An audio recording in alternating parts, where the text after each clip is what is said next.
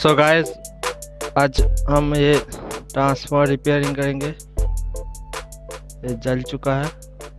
ये 3055 जो एम्पलीफायर होता है इसका है, तो इसको हम रिपेयर करेंगे।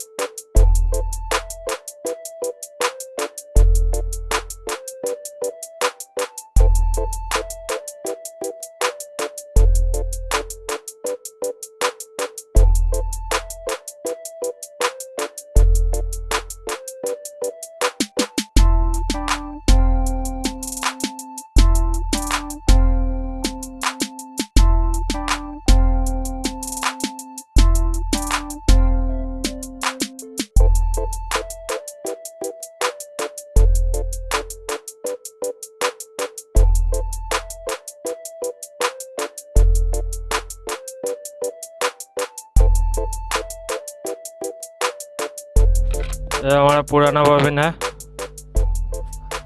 ये हम कोर यूज करेंगे, इसको हम निकाल देंगे। तो हमने तार लगा दिया है।